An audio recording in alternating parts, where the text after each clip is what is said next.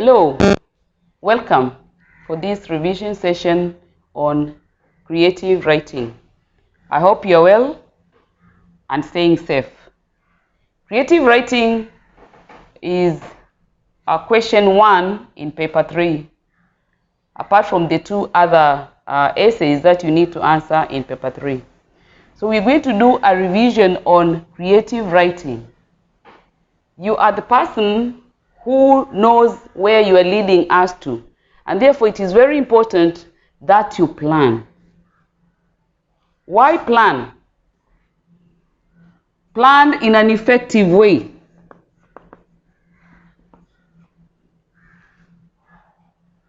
If you do not plan your ideas in an effective way, you're going to make your reader not understand where you're leading them to. So it is very important that you sit down and plan so that all your ideas are effective. And how effective are they? They must be in a chronological order.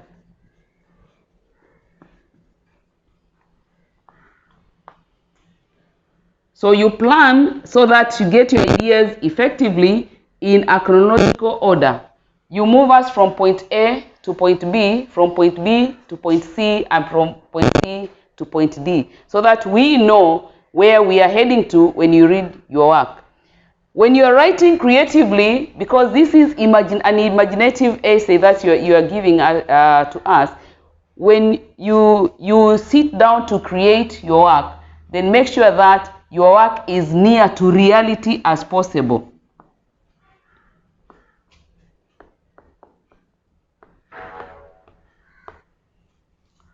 Even though it is supposed to be an imaginative writing, but it is you who actually is giving us that story so that we can understand your story. We move with you from one point to the other.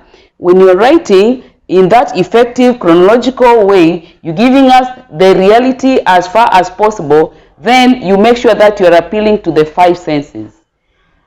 The 5 senses will help us to understand the mood in which your essay is written in.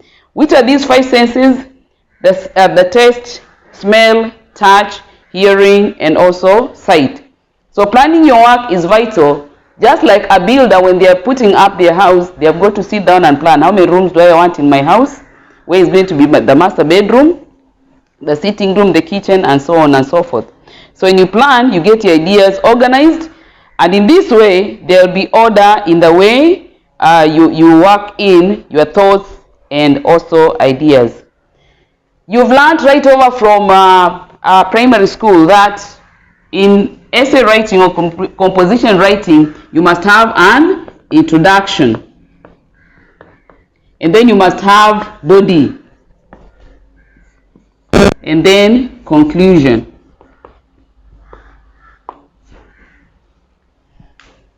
Introduction, body, and conclusion does not just move like that and then you write as one paragraph from the beginning up to the end and then you say you have written your essay and then you sit down. No. The introduction of your work, every paragraph that you have written in your introduction of your work and body and conclusion must have, in your writing, you must have what we refer to as topic sentence. What is the topic sentence? The topic sentence is giving us the main idea. What is it that you want to talk about? That is what we refer to as the topic sentence. What is it that you want to talk about? And what follows the topic sentence in your paragraph is what we refer to as supportive sentences.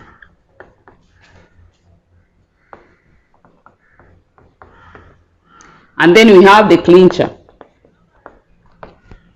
The supportive sentences support the main idea that you brought up here in the topic sentence. So they give us the main idea as you move from one stage to the other. And then the clincher. The clincher is now concluding and making a conclusion on what you started off on that topic sentence. So each paragraph, as you write your work, must have a topic sentence, supportive sentences, and a clincher.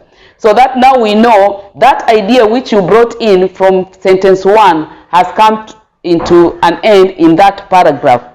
Make sure that you show us you are transiting from one point to the other. We know the transitional words, and the transitional words are the ones that we use every other time that you are moving from one paragraph to the other. So the introduction, this part of the introduction of your work, the first sentence must actually give us an impact. You start with an impact. You build into us either what you want us actually to feel as you're reading your work. So that impact from the beginning of your work up to the end, because of the first sentence that we had here in the introduction, is what is going to help us to know where you're taking us from one paragraph into the other. Your body of your work must be divided. It must be in several paragraphs. You have an idea that you started off in the introduction, and that idea is coming into the body of your work. So say what you want to say in the body of your work. And then after that, in the conclusion, please let us realize that you are concluding your work, but you're not starting your work. We normally find that candidates make a mistake of bringing in another idea in the conclusion, which is actually wrong. So never bring a new idea in your concluding work. There are things that you need to avoid when you're writing an essay, so that at least we can be able to realize you've written a very good essay. Avoid ambiguity.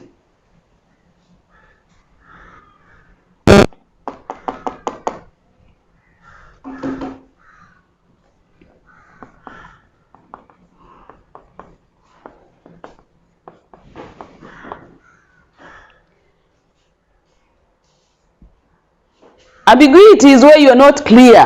What is it that you want to say? And therefore you find somebody reading your work will squiggle and say it is vague. You are so ambiguous. So be clear. In ambiguity, you are not clear. So make sure that you are clear in the sentence or in the paragraph. And this makes it good. It makes us understand where you are heading to. If you are ambiguous in your work, then your work is not going to be clear. And then avoid redundancy.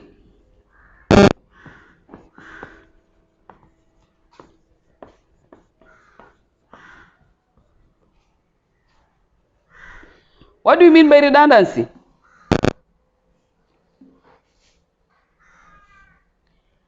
It is repetition of ideas using different words.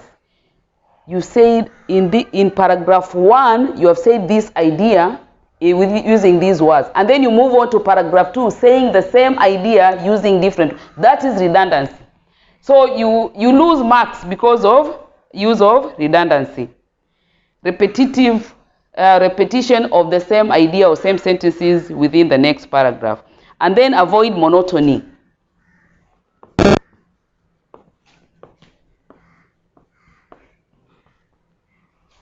Avoid monotony. How can you avoid monotony? Vary your sentences. Sentence structure. Vary your sentences.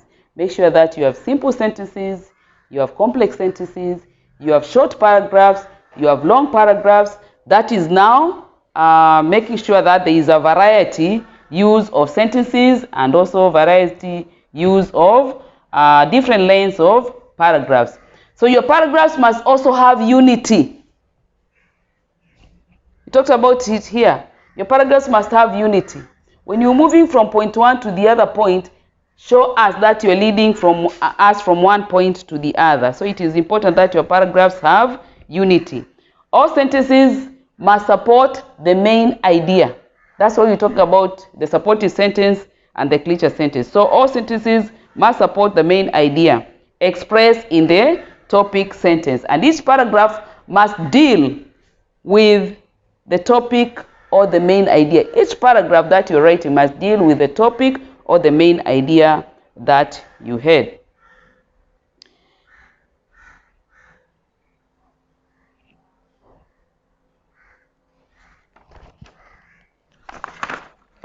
Always proofread your work. Why should you proofread your work? You proofread your work to avoid spelling mistakes. There are spelling mistakes So when you proofread your work, you will be able to correct the spelling mistakes.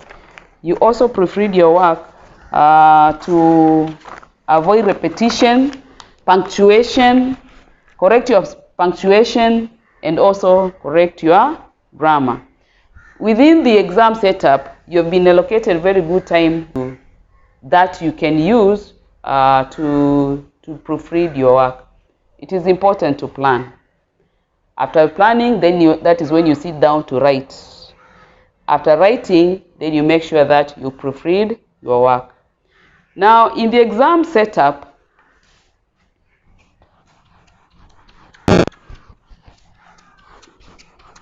you're given your work, or the first question is you start with a particular given words or you end with. So let's look at this perspective here.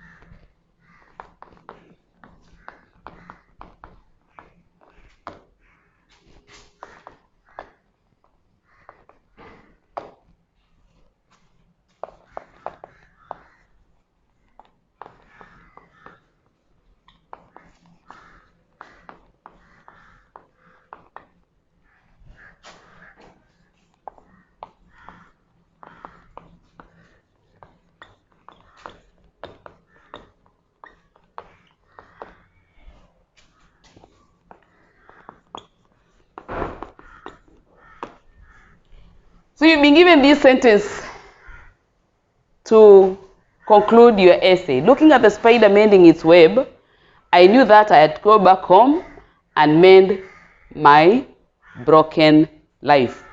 You're concluding. The examiner wants to find an essay that flows and ends up with this sentence. Majority of cases, students normally tag in the end sentence. The story does not relate with that last sentence. So your story must relate with this last sentence, which means therefore, when you started off from your introduction and your topic sentence, you're talking about yourself. And if you're talking about yourself, you're talking about a scenario where you might have left home for one reason or the other, or you might have got into bad company for one reason or the other.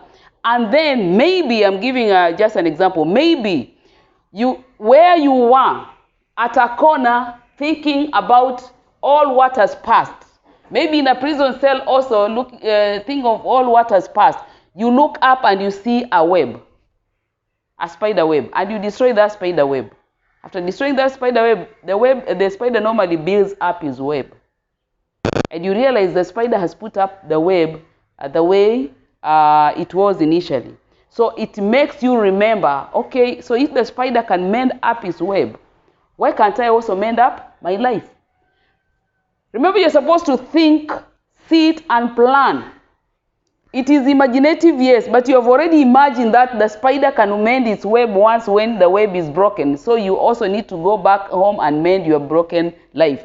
It could be broken relationship between you and your family, between you and your father or your mother or your siblings, but you feel like you have got to go back home. So your story from the beginning up to the end, you can give us sentences where we are led into suspense to find out, will you be able actually to reach up to this level?